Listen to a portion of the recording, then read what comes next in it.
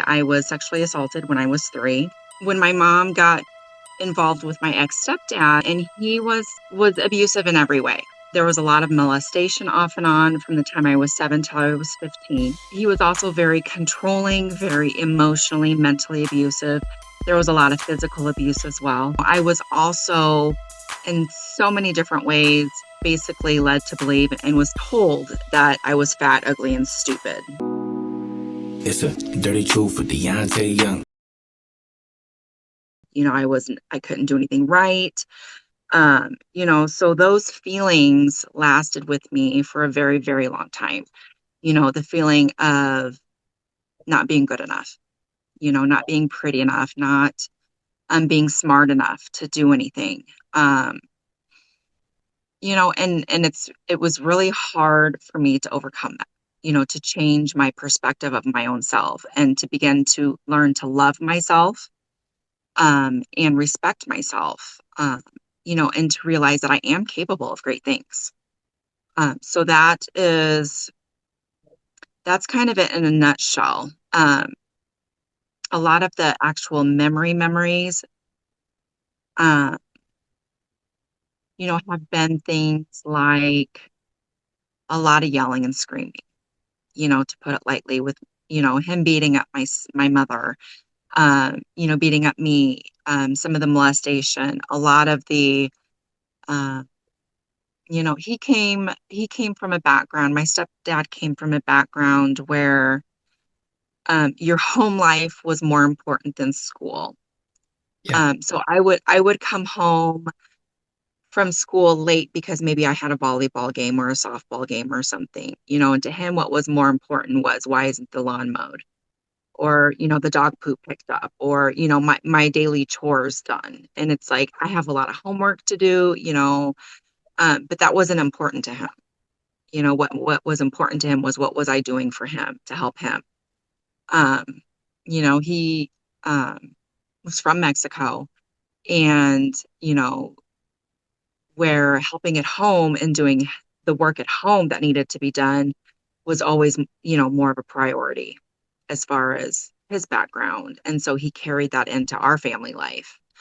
Um, and when I got involved in sports and school clubs and things like that, it was an escape for me. It was a way for me to feel somewhat normal, um, to not be in the home life. I did anything and everything to avoid that life, that part of me, as much as possible. Mm. Um, when I was young, it was how I coped. It was how I coped by being away as much as possible. So, Um, so you say that as a child you were made to feel as though you were not good enough, and you probably looked at other people that were your age and felt like that they were superior to you. oh, Now, absolutely. yeah, now Absolutely. I personally can relate to that, and I just want to know who instilled that in you, and how did you feel about yourself? Did you feel like you had any value whatsoever? No, no. Um, I felt in a way that I was good to be his slave, you know. He Your had, stepdad. mhm, yeah, in different ways. Yeah, I had no self-worth. I looked, I admired all the kids around me. I did have a few friends. He was also controlling in the sense of who I could and could not be friends with. Mm. I remember specifically a friend of mine. I remember when I was young, the ripped jeans being in style, and he would tell me, "Oh, you can't be friends with her because she looks trashy. She doesn't know how to dress." Things like that. So yeah, I looked at, all of my peers as I was envious, because I imagined they had normal, stable lives. And I was definitely less than. Um, but I kept all of that inside me for so long. I did not start opening up until I was, and even talking to anybody until I was in my mid 20s, probably. I had a couple of really, really close friends that knew a little bit about my background, but still, even at that point, I did not, the shame was still there. and I didn't share any of the deepest things. Yeah. Um, yeah, so it was very, uh, how do I say? It was just very shame-filled.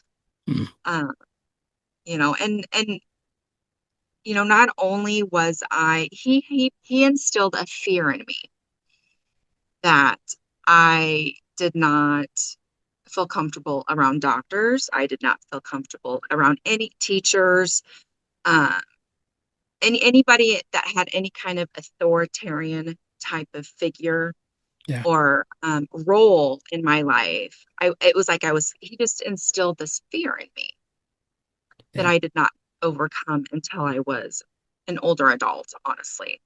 So really, in other words, you're saying that throughout your years of being in elementary school, middle school, high school, that you were living kind of in a bubble where you were like emotionally stunted in a sense because of the things that you endured, and probably you didn't have anyone that could be your advocate, that you could be your sounding board. Is that Right, correct? absolutely. When I finally came out about the abuse, my mom did finally leave him when I was 15. Um, I had told an uncle, a step uncle. Yeah. I think for a while, things kind of mellowed out a little bit when I was, you know, before, by the maybe 10 to 15, things had kind of mellowed out a little bit because he was forced to go to rehab. There was a situation where a gun was involved and um, police got involved, and he was forced to go to rehab to keep his job. And so he did quit drinking for a while. He was an alcoholic. He did quit drinking for a while, and things kind of stopped for a while. And I think a way for me to cope and deal with it was I completely blocked it out of my head, the molestation parts. And then there was a situation that happened when I was 15, and it flooded back all of my memories of the things that I'd blocked out of my mind. And at this time, I was like, I have to tell somebody what's going on because I want to die. I wanted to die. I did not want to live anymore. And if I felt like if I didn't tell somebody and get out of the situation, that I was either going to kill myself or I was going to kill him, one of the two. I That's how much I hated my life and hated just my being, you know. Um, and so I did. I told my uncle, he kind of took control of the situation and, sat my mother down and told her what had been going on. And initially, I think my mom was in a state of shock. Mm. Uh, she was absolutely in a state of shock. I mean, she knew the home life wasn't good because she also was physically abused. They fought a lot. So, and the emotional and the manipulation and all of that was going on with her as well. Um, and so she left him. I did end up, this was an aunt and uncle that lived in Omaha. I did end up staying with them for 6 months so my mom could save some money to move to Omaha. Uh, my mom being uneducated, uh, she had an in-home daycare at home. Yeah. And she, didn't even have a GED or anything. So, in her mind, she's thinking, how am I going to survive with three kids? I had two younger siblings at this time. My sister was only one. I'm 15. My brother was 7, no, 8, and my sister was just a baby. She was 1. Um, Well, so, you go ahead. it says a lot that you told your uncle as opposed to your mom. So was it like your mom, was she shut off from you and your uncle was more attentive to you, or what was it? My uncle he was kind of like my father figure that I didn't have. He was the one who got me involved and interested in sports and activities and doing things like that, and took interest in those things. My stepdad, I would have softball, I would have volleyball, track and field, different things, and he never came to anything. that wasn't important to him. Um, so, my uncle would come to Crete to come to some of my games. He was very involved in my life and the activities and took interest in some of the things that I had taken interest into. My mother, it wasn't necessarily that I didn't trust that she wouldn't do the right thing. It was more a matter of, well, she's kind of going through it with me. Yeah. And I don't know, maybe I didn't fully trust that she would do the right thing. But I came to an understanding years later, though, that my mom did the best she could with what she knew. Um, I think molestation was something that uh, kind of ran in the family. I had heard my mom and aunts talk of a dirty uncle that they had, that basically had sex with all their daughters, all his daughters. And my mom was very close with one of those girls and spent a lot of time over at their house. So I don't know if something may have happened to her or if something, maybe she witnessed something. It was kind of one of the dirty secrets of the family. Wow. And yeah, so abuse runs deep in my family and, my mom's parents. Um, so it was just a cycle that continued. Um, and, that's was part of what I have done is broken that Yeah, cycle. and the thing is that I can't even imagine how this affected your relationships, not just with, with other people, like, guys, but Yeah, also just, family members and friends. Explain to me how you were able to manage your whole way of thinking and manage your life from day to day, knowing that you had been molested and raped since you were 3 years old. right. I was very superficial for a very, very long time. I was skinned, I didn't go any further than skin deep. Um, I I I acted. I constantly had a mask on. Um, and on the outside, a lot of people saw and felt and thought that I was fine. I was like everybody else. And I absolutely wasn't. There was a time in my life when I would even disassociate, uh, couldn't even focus on a conversation that was going on around me because something would either trigger a feeling or something would be said or done that I would totally disassociate and not even be able to be present, but would almost like just completely zone out. And I think that's what I did as a kid. Um, So yeah, just the day to day, it was difficult. Mm, I lived most of my life in very, very high functioning anxiety. yeah. Um, you know, I had severe episodes off and on at different times of CPTSD from it. High anxiety, flashbacks, nightmares, insomnia. With my stepdad, all the abuse, all the molestation always happened in the middle of the night. So insomnia has always been a thing for me off and on. I mean, it's better now. I sleep like a baby. Mm. But, for years, many, many years, I had to take something to help me sleep, to make me sleep, because it was almost like I was scared to go to sleep. Um, that part of me, it was a subconscious thing. It wasn't, you know, I remember the first time I had a really bad episode. I was 19. And at first, originally, I was diagnosed as being bipolar. Mm. And I had an episode where I was in my first apartment. I had a roommate, and I would get up three, four, five times in the middle of the night just to make sure the door was locked and didn't realize why I was doing this. I had no idea, didn't realize why I was doing this. Um, and then, years later, I'm in my mid 20s and I'm seeing my psychiatrist. And I had done a lot of research myself on my symptoms that I was having off and Yeah. on. And PTSD came up. And it was at the time, though, it was so long ago.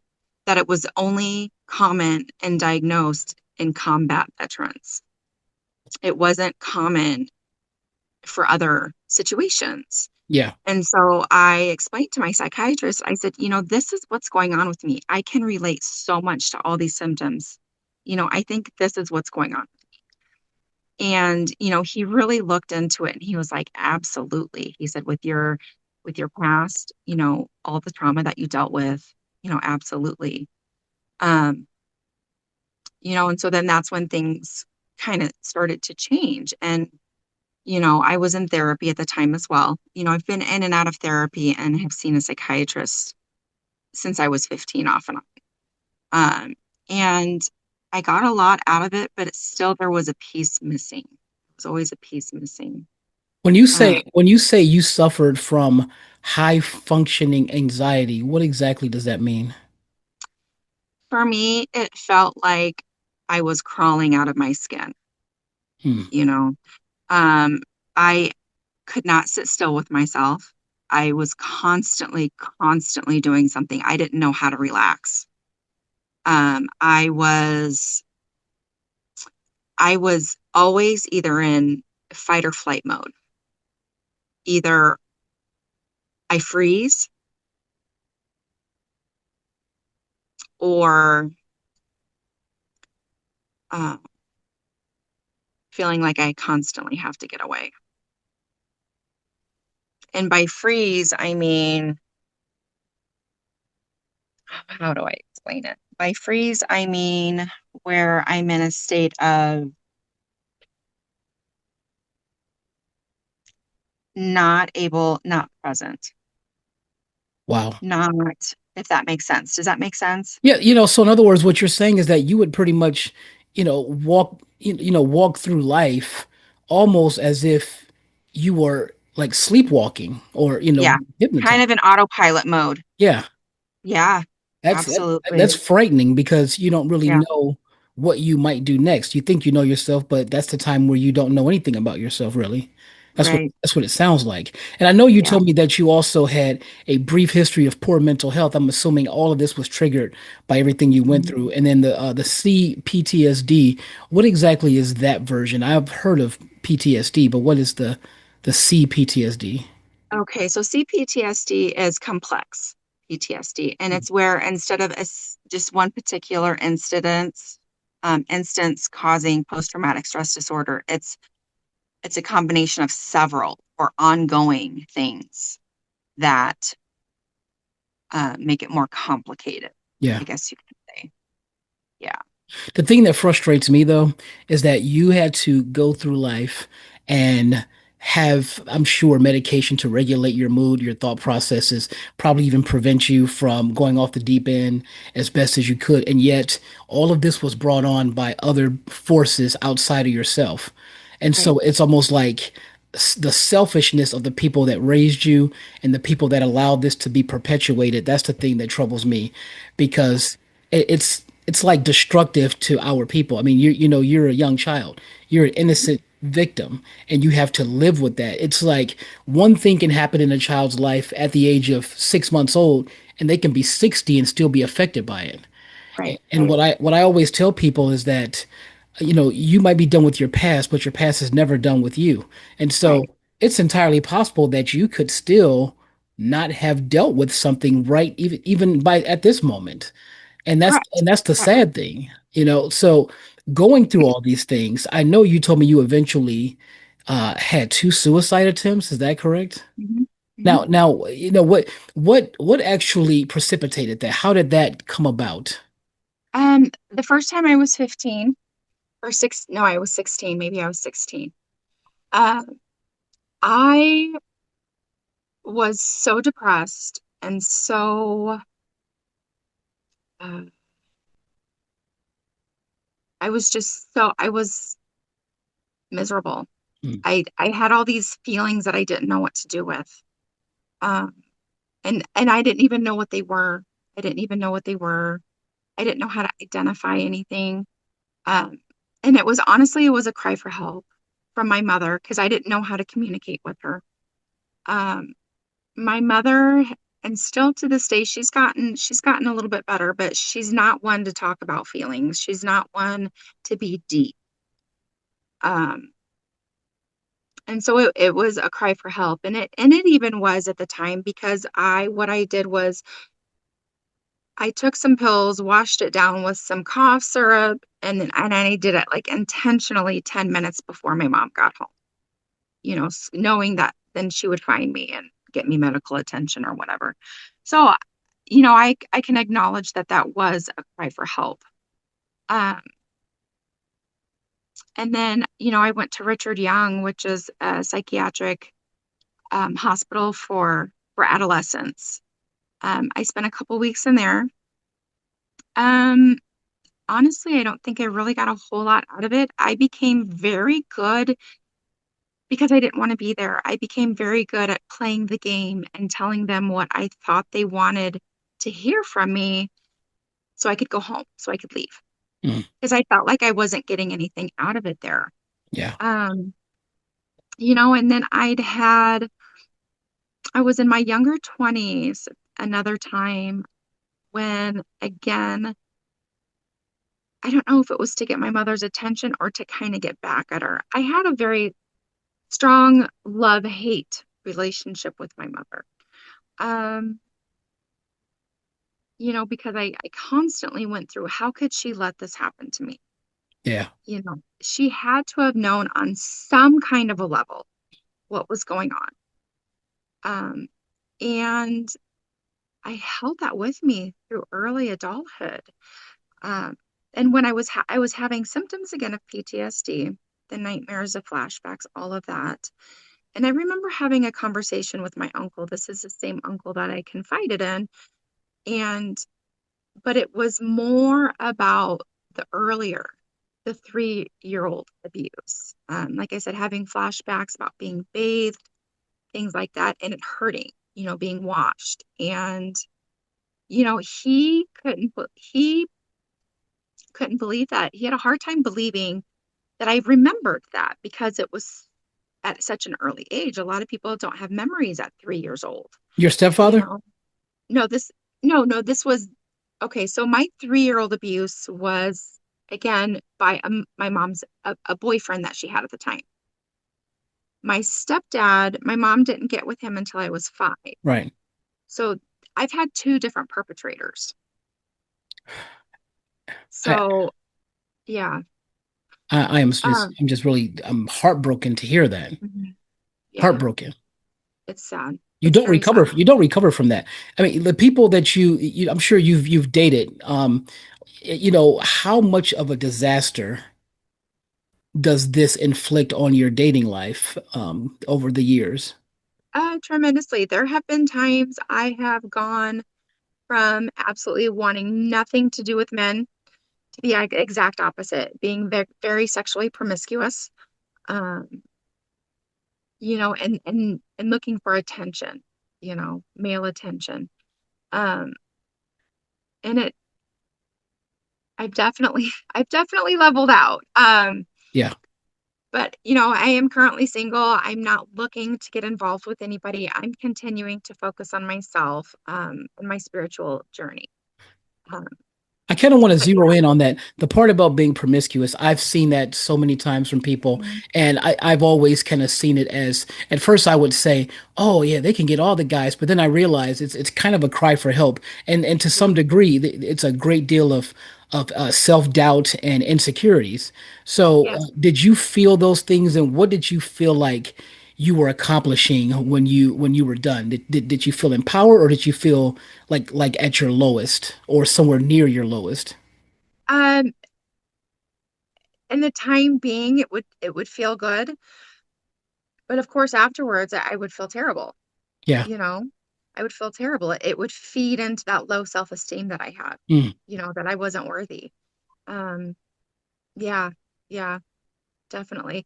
And it did affect boyfriends. I've been engaged twice. Both times I backed out, realizing that I was going into it for the wrong reasons and that they just weren't good fits.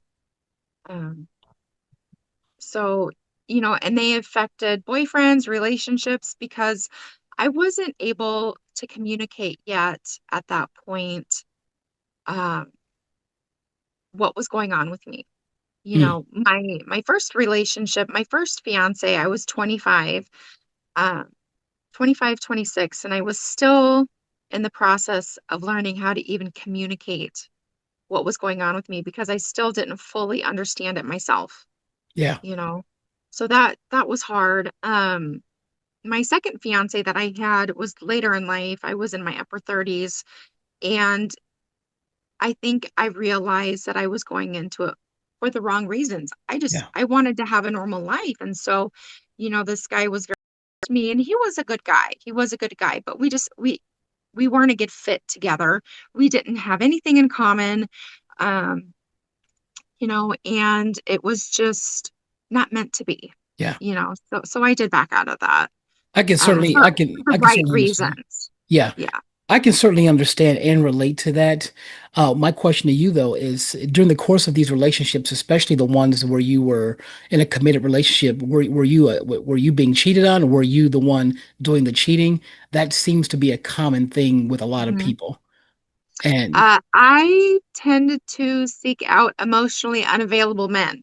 mm, So a lot of times I had been cheated on. I was never a cheater. mm, That was something that I did respect. Yeah, but it was like, and I've also been the type where I have dated really good guys, yeah, and it was kind of like, come here, come here. Nope, push them away because I was so scared of commitment. Um, yeah, so the good guys that I did date, I would self-sabotage, yeah. or I would just, break up with them or whatever just because I was so scared of any kind of commitment.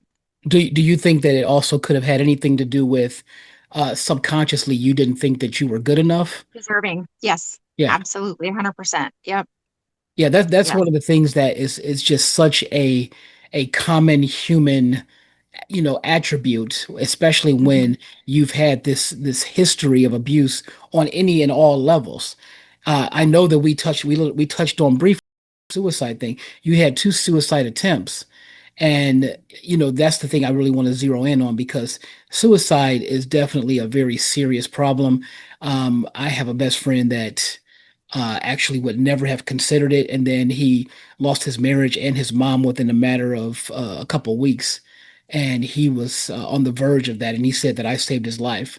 The thing is, from your perspective, what brought you to a level of just saying, you know what, I don't want to be here anymore. I can't personally relate to that, but I'm just wondering what's the thinking from your experience in that situation? Um, that it's never going to get better, Mm, that this is it. And I didn't think, everything was just so complicated. And I didn't understand a lot myself. So I felt like, how could anybody understand when I don't even understand? I don't get it. Um, and just that deep sense of self-loathing, not wanting to be a part of or be just not wanting to be, period. Um, it was very lonely. Um, I was very lonely. On the outside, a lot of people felt I was very extroverted, very social. But again, it was all so superficial. I didn't know how to relate to anybody. I knew nobody who had been through anything similar to what I had been through. Um, and it was a very lonely being. You know, mm, I, I don't know how to fully describe it. yeah. Now, in those situations, do you ever think about whatever might be positive in your life? Like, oh, I'm gonna miss my kid or miss my mom or miss my job or, like, do you ever think of that or do you just, it just doesn't really matter because you think that you're no good to anyone at that point? At that point, it doesn't matter because you feel like nothing matters. I never had any children. Um, it's just, it's a terrible place to be. Um, just having thoughts like I'm never going to be good enough. Yeah. I'm never going to be enough of anything, um, or never be, or never mean enough to anybody. Yeah. That was one thing that I struggled with was, uh, feeling like with my mother that I didn't mean enough to protect or that I didn't mean enough, that I wasn't valuable enough. Um, and that carried with me for a very long time as well. Mm. But yeah, and the thing is I did have certain things that kept me going. I got into the healthcare field in 1999. I started as a CNA, and then I did that for about a year and a half, and then I was a med aide, and did that for about 4 years, and did that while I went to nursing school. And I got a lot of really good encouragement, developed some good friendships there where I worked. Uh, it was in a private nursing home setting for Sisters of Mercy. Um, so I think that was almost a blessing in disguise because a lot of the nuns that were there, I think they could feel uh, my offness in my presence, and I had a lot of them praying for me and didn't even realize it for a long time. Mm. Um, and I got a lot of really good encouragement from I would have never went to college. My family, they were just happy I graduated high school. I was the first one in my mom's side of the family to go to any kind of college, to get any kind of education outside high school. Um, and I would have never gotten encouragement from them, but I got the encouragement from other nurses that I worked with, and from other people that I worked with. They saw something in me that I didn't see, and it took a couple of years of them really encouraging me and trying to talk me into doing this. And so I finally did. Uh, so I think, it was kind of at that point where I started feeling like, maybe I do have a purpose. Yeah. Uh, I loved where I worked. I felt like I was doing something worthwhile. Right out of high school, I worked in banking for a while and I absolutely hated it. I did that for about 3 years.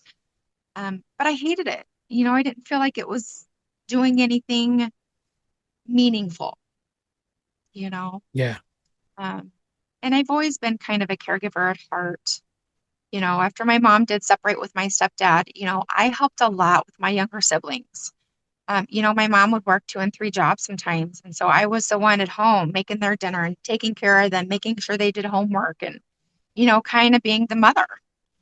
Uh, Yeah. you know, yeah, I I know, so I know that a lot of us, we when we suffer through so many different mental and emotional calamities, what we really just want is just to be heard. And yeah, I hear that all the time. I just want to be heard, because it's so easy for people to be caught up in their own stuff that they don't even take the time to see when someone that they care about is hurting. And I right. can tell that you've suffered a lot of hurt. Yeah. My question though is, have you ever had a friend, a close friend, or anyone that's been consistent in your life for years that you could have said, you know what, I can go to this person, I'll be heard? When I was young, not really. I wouldn't allow my friends to get that close. Mm. I was too scared. I felt like I was too different, that nobody would understand, no one would want to understand or try to understand me. Um, my first fiance, actually, he was even willing and went to therapy with me a couple times because he wanted me to talk about what was going on with me. But Wow. at that time, yeah, he was really a good guy. But at that time though, I was so messed up emotionally that I didn't know how to describe it. I didn't even know how to try and talk about it. Uh, it was very it was heartbreaking, because here I had this man that really wanted to try and understand more and and see me.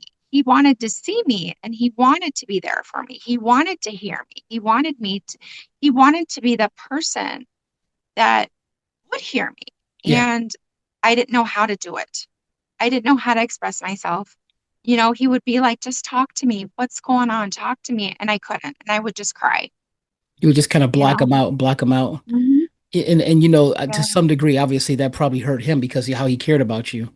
Yeah. And my friend, the one I told you, my best friend, he told me the whole thing about hurt people.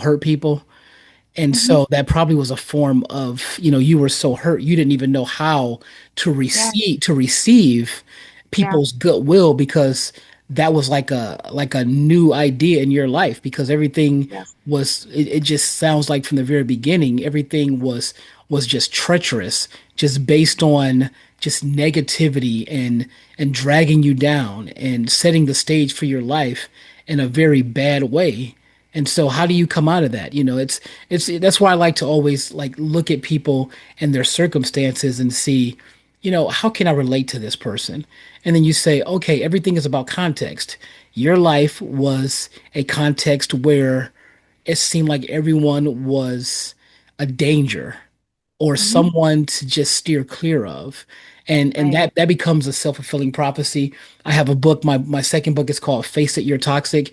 And what it means is that the most toxic relationship we have is with ourselves.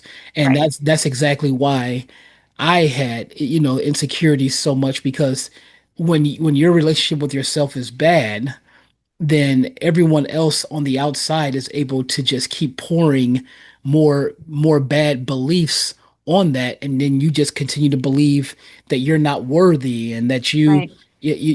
hey, I'm not as good as he, I'm not good as she, I don't deserve this, I don't deserve that. And Right. I'm pretty sure that has been your journey this whole time Right. based on Well, what and you said. not only that, if you can't, if you don't understand yourself enough to have a decent relationship with yourself, it's impossible to have a relationship with the opposite sex, Yep. or maybe it's the same sex. Hmm. But to be able to be intimate, and I'm not speaking of sex, but to be able to be intimate with somebody, you have to know yourself a little bit, you Yeah. know, and you have to be okay with yourself. And it took me forever to get there, it feels like. Um, and I'm still working on that. Mm. Still working on that. Yeah. But yeah, yeah, yeah, absolutely. One thing I know, I actually have a friend that I met 30 years ago, but I haven't seen her in 30 years, but we've talked a lot in recent past couple years. But she died two days ago, and it was yeah, Um, and she was 45. I met mhm. her when she was 15. And the sad part about it is that we don't even have to ask how she died because she had really gotten bad on drugs as a matter of fact, when I met her and she was 15, she already had a probation officer. And that was, I didn't realize, I was very naive to how bad the drug problems are. I know that you've mentioned that you have had just a ton of different addictions and just trying to cope with those things. And Yeah. I've talked to people, I've interviewed people that have been addicted to alcohol, addicted to sex, addicted to all types of just drugs. And I did not realize the drug problem was as bad as it is. So Oh, it's what terrible. what were your addictions, or what are your addictions, and how did you manage your life with that? Because it can be like a noose around your neck. I know that for a fact. Oh yeah. Um, I anything that felt good at one point or another, I used it and I abused it. It has been alcohol. Alcohol is probably my number one thing. Um, it, it's been cocaine. I got into meth a little bit when the money wasn't there. Yeah. It's been sex. It's been food. I remember a time going through Dairy Queen's drive-through every day getting a blizzard just because it would make me feel good for a little bit. Mm. That very temporary fix. And it's very hard to overcome. I did go through treatment, a residential treatment program that was for co-occurring. It was specifically for people who had mental health issues as well as the addiction. So they treated both aspects of it. And that was where I started my journey of healing, true healing. Because, like I said, I'd been in and out of therapy for years, but I never connected all the dots, never connected all the dots. And so when I was in treatment, the first thing really worked with me on, and I would say the biggest thing I got out of it was self-love, learning to self-love again and have respect for myself Yeah. and learning to forgive myself. Not only do I have other people that I need to forgive, as far as being my mother being the main thing, the main person, um, but self-forgiveness, self-love, self-respect. I had none of that before. Mm. I had little pieces here and there, but they were circumstantial. I didn't just love myself for who I was. I didn't accept myself. Um, and so that is when true healing began. And then I also got very much into spirituality. I'm not religious by any means. Uh, my spirituality is a little bit different. I believe in some kind of a higher power, some kind of a higher source or spirit, if you Hmm. want to call it. Um, and that is where, you know, he is all loving, you know, he's all forgiving. He's very much, taught me to just be okay with myself, Yeah. you know. My self-esteem has been kind of like this all of my life. If I did something really well, I would hold on to that for a little bit, but then that would eventually fade, Yeah. you know, and then I would be in the tank again, and then later maybe I would do something else really well and I would hang on to that. Like in nursing school, I graduated top of my class, was voted by my peers and this professors most likely to succeed. Um, and that stuck with me for a while. But again, that's circumstantial. It didn't come from within. And all these things really need to come from within. Um, and my God, the God of my understanding, he lives within me. He is a part of me. Yeah. I just think it's always important to have to have a belief as, Hmm. for higher power. For me, obviously it's God, the Lord Jesus Christ. And we have to be able to find some way to get through life. One thing I do want to kind of draw a circle around is you talked about the self-esteem and the self-worth and all that stuff. I always like to clarify to people that self-esteem and self-worth are so different because self-esteem can be, oh, I feel like I look good because this jacket makes me look good. But then when you take Right. that jacket off, you don't feel like you look good anymore. Or my hair is styled this way, I feel like I look pretty. But then the next day when it's up in a bun, then you don't feel good. So that's self-esteem. It's fleeting. I always say it's a fickle bitch, to be Yeah. honest with you. Now, with that being said, self-worth is always there, but your awareness of it is not always there.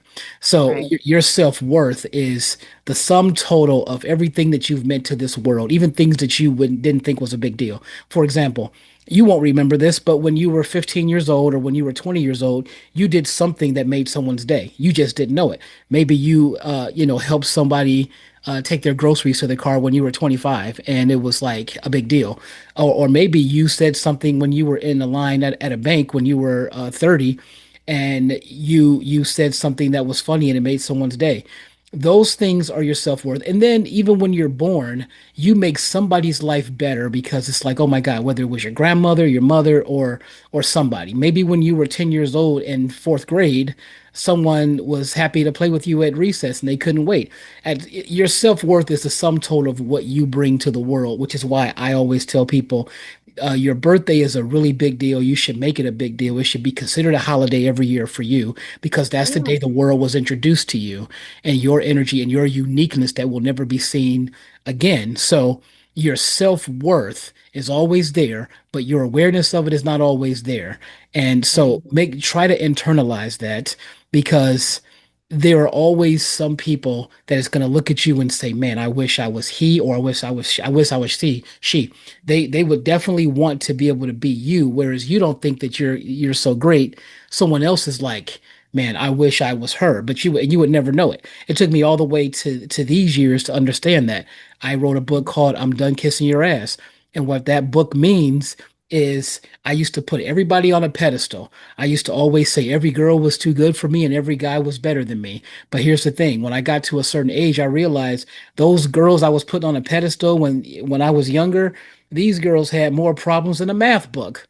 You know, Right. so why was I putting them? So by me admiring them or admiring guys that I wish I was like, I'm just like, this whole time I've been kissing their ass and not even looking at myself as being whatever. And then people would come and tell me in later years and say, "Man, I wish I had your ability to talk. You're so well spoken. You can do this, you can do that. You're so humorous, you're so creative." I didn't realize that those were attributes when I was younger. So while Yeah. I was putting them on a pedestal, they're thinking to themselves, but not telling me until later, I wish I had what you had. So that's why I say, okay, well, I'm done kissing your ass and I'm going to kiss my own. There So you that go. so that's advice I would give you as well. And Yeah. I hope you can internalize that. Yes, absolutely. One other thing I wanted to touch on is how important meditation is to me. Mm, I've been able to find a sense of peace in me that I've never had before. I know how to relax today. I can sit with myself and not have that internal struggle, that internal knot in my gut. Um, meditation, and it can be different things, A lot of people have the misconception that meditation is being able to sit, close your eyes and absolutely think of nothing. Well, that's nearly impossible. Um, so for me, meditation is, I get up in the morning. If it's nice enough out in the morning, I go sit outside, I have my coffee, and I take in nature. Nature is something that is so important to me to be grounded. Um, and I'll listen to the birds, I'll listen to the crickets. I'll listen to I kind of live on the outskirts of town a little bit. And so it's very peaceful. My backyard almost backs up to like a forest area. And, just to engage in nature is so peaceful to me and healing. Um, yeah, I absolutely love it. Um, but being able to just sit still, and focus on your breath, mm. take some deep breaths in, some deep breaths out through your mouth, and just being able to sit and gratitude. Gratitude is huge for me. I get up every morning. I'm on a texting thread with some people, and we text each other our gratitude lists every day. So having an attitude of gratitude is so important because it helps you to focus on what you have and not what you don't have, I love you that. know. I think we probably should ask something like that to the community. That Hmm. that's phenomenal because gratitude, what it does is it refocuses you whenever you think, you know, Michael J. Fox. I love Michael J. Fox as an actor. Yes. He's phenomenal, right? He's got Parkinson's, had it Hmm. for quite a while. He told a story about, he said, well, God came in and said, he told everybody in the whole world, put your problems in this big circle, put all your Hmm. problems in there, and then you can look at everybody else's problems and you can trade your problems with them. So Yeah. everybody in the whole world looks at all everybody's problems, and then they just take back their own problems because they looked at Yeah. everyone else's and said, yeah, I Mhm. think I'd rather have my problem. So Yeah. that to me is the very basis of what gratitude Yeah. is just really appreciate the things that you have. And I like to appreciate things that most people wouldn't even consider, such as, Mhm. man, thank you for letting my car start, or thank you for letting me wake up with air in my Yeah. lungs and functioning limbs, and Yeah. for letting Absolutely. the cars around me to not hit me, keeping them away from me and keeping me safe. Hmm. Gratitude is essential as far as I'm concerned because it's one of those Yeah. things that if someone complains about their life, now we're all human, but think about it this way. if there's something in your life that you still have right now, even if you don't have money, let's say you're a poor person, there's something in your life right now that you're not considering to be great, but if it was taken away, you would be devastated. And that could be your good health. That could be the fact that you have a roof over your head, even if it's a one-room Mhm. shack. You Yes. would wish you had that one-room shack instead of living next to a raccoon in a garbage dumpster or something like that. Right. Absolutely. So Absolutely. it's essential. I know you also said that you had experience with psychologists and therapists, and Mhm. that was really something, and you had an interesting experience with that. Kind of explain that to us. Um, well, one thing with therapists and psychiatrists is they have to be a good fit, especially with a therapist. It's like you go shopping for a pair of jeans. You don't just buy the first ones you try. Yeah, Um, it has to feel okay. You have to be comfortable enough to open up to them, to tell them your deepest, darkest secrets and your deepest, darkest fears in order for it to do any good. You have to allow yourself to be extremely vulnerable and um, to be able to get anything out of it. I've had, because at different times maybe my insurance changed, had to switch therapists, and I've had some really good ones and I've had some not so good ones either. Or, also, um, the thing about that is, I think at some point in everybody's life they could benefit from seeing a therapist for whatever reasons there are, but making sure it's a good fit is really important. Really yeah. important, you I would know. say so. I mean, it's just like you wouldn't want just any old doctor operating on your brain, you Right, know. right, So it's yeah, the same thing. I feel like that you, with all the things that you've endured, I always say, it's not what you go through, is what you grow through. And I think right, that you've done so many things. I also have another expression that, we are never down. We're either up or we're getting up.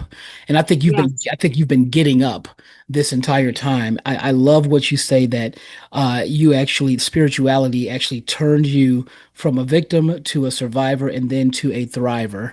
And absolutely. I cannot wait until your book is out, and I'm going to do everything beyond my power, not in my power, but beyond my power, to get that out there, because what we want to do is we want to uh, get people out of their burning building, because you found out how to get out of your burning building. So now we have to figure out, okay, how can we get other people, like-minded people, things that you've endured, they are enduring right now. Yes, And you've yes. gotten to a place where, of course, you're not at a perfection level. You Oh haven't no. you haven't licked it Mm-mm. 100%, but you've definitely become a thriver Yes, because everyone has this victim mentality, this woe is me thing. But I like the fact that you are not resting on that. You're right. rising beyond it, and so you're not keeping yourself in the same place. If you had to give advice to people who've been in that same dark space as you, whether it was rape at a young age, rape at a middle age, rape at an early age or old age, or any of these types of things, addictions in every which way, and all of the things you dealt with, suicide attempts, bipolar, Yeah. PTSD, all of those things, in some way, shape, or form, you have the ability to help people. What would be your best advice for someone in a very dark place? To not give up hope. Don't give up hope. Talk to somebody, you know. And I'm not just saying anybody, but find somebody you trust, and if you have nobody like that in your circle that you feel comfortable with, uh, there's a suicide hotline you can call. Somebody is always willing to listen. Uh, just don't give up. Don't give Yeah. up hope, you know. Out of all the things you've endured, would you say that spirituality, or was it meditating? Which would you say was the biggest difference maker to get you through everything that you've endured in your life that was just tearing you down? Yeah. Um, Spirituality is probably the number one thing.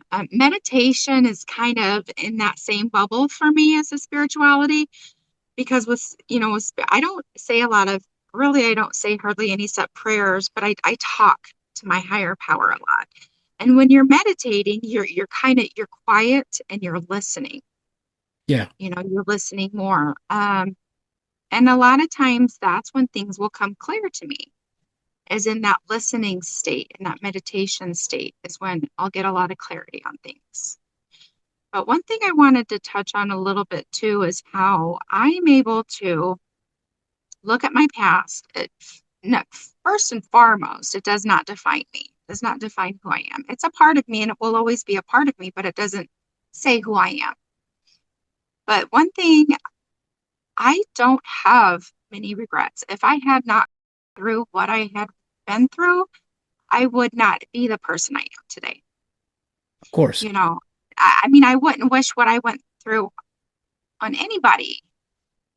But at the same time, if I hadn't gone through all those trials and tribulations and everything, I can't say who I would be today. Yeah. I wouldn't be as strong of a woman as I am today, Yeah. and be able to be independent and all those things. So absolutely, you Yeah, know, yeah, I want to zero in on that because to be honest with you, that's kind of the moral of the story. I say, in my on my first book, FUCK Your Insecurities, I came up with the motto, if it doesn't define you, it can't confine you. And right, you're absolutely right. And also the fact that none of us should ever apologize for any previous version of ourselves because it brought us to who we are now. right. So you're And again, that's something that will feed into shame. If you feel like you're apologizing all the time, that will feed into your shame as well, yeah. you know? Actually, your value, personally, your value is much higher as a person because you're full of experience and Yes, you have perspective that only those times in the valley could have given you because yes, you learn more in the valley than you ever could on the top of the mountain. absolutely, And absolutely. that's the thing that I love about you. And I want everyone that's watching, that's listening, whether it's now or whether it's sometime in the future, to really internalize what you're saying because you are an expert. An expert is only a person who's a couple steps ahead of the person behind them. It doesn't mean you know Right, everything. It means right, that you've done there and been that, and you know what can work for other people that did work for you. And that's the right. important thing. And all we want to do is just, validate people and their existence. Yeah.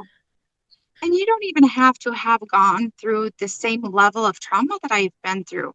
A lot of times it's just feelings, Yep. the thinking pattern, the feelings are similar, and it can be from something totally different, you know, something not as bad, but it creates, different things create different feelings, different thought patterns, and that's one thing that I learned how to do was how to change my thought patterns.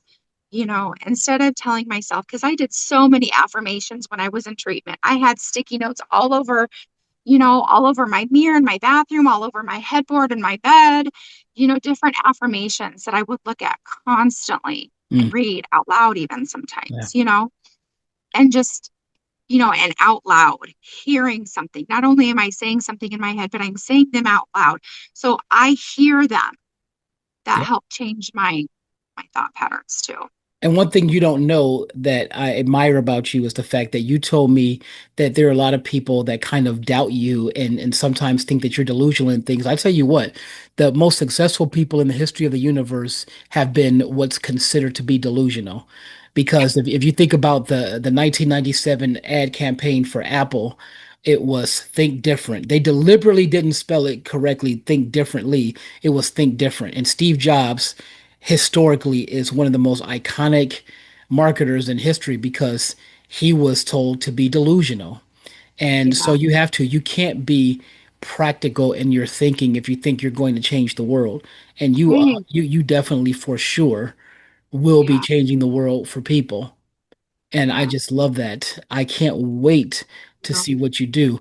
And just want to ask you if you could work with any type of person, what would that person be as far as someone you can work with and help with their Yeah. Well, I am issues? I am taking courses to be a life coach. I want to help people that have been through similar things like I have been. Like I said, it doesn't have to be as traumatic. Yep. People who have suffered from addictions, people who have, who want to maintain sobriety and being clean. But I want to help you grow as a person as well. Anybody who's been raped, anybody who's been sexually assaulted or just assaulted in any way, I want to help bring peace. I want to help bring, that self-worth, that self-love to people. Yep. That is so important. That is so important. Yeah. And so many people are ashamed of being judged, Hmm. but you know what? It's better to be judged than to be silent. Right. It really is. Yes. Yeah. Because whenever people that are judging, it's just like the people that were judging me. It turns out that they also envy you secretly. I call them secret admirers. They secretly admire you while they're tearing you down. So that's a Right. new definition of secret admirers. Right. But yeah, I am so extraordinarily impressed with you. And like I said before, we're going to heal the world one person at a Yes. time. Yes. Yeah, you're awesome. Well, What's thank what? you, So, Deontay. well, of course. Well, thank you. But I want to ask you one last question. What's next Yeah. for you? What is next for me? Well, I'm currently taking courses to be a life coach. And I I will start working on this book. It's one thing we haven't really talked on, and I don't want to get into it too much, is I spent most of March of 2024 in Maui when I was kind of having this breakthrough, and it was kind of my family saw it as a mental breakdown, and some of it was, but it was the beginning of something very spiritual for me. It was very eye-opening for me. It was a time that, I kind of started to discover myself and some certain gifts that I have. So I'm going to say my first book will be about my experience mostly in Maui, and that time frame and what that did for me. That's So yeah, powerful. I think you told me something about that you were actually homeless in Maui. yeah. I only had a little cabin that I stayed in for the first week and a half I was there, and then I was homeless in Maui Wow. for almost 3 weeks. Yes. I'll tell you what, that's a very compelling title, Homeless in Yeah. Maui, because those are two things that don't seem to go together. So it's like, wait Yeah. a minute, what is this? You know? Yeah. What- And surprisingly, the homeless population in Maui is pretty big. Really? Yep, I made a lot of homeless friends there. Mm. Um, yeah, yeah. So Yeah, I would have. it was definitely well, you'll have to read about it.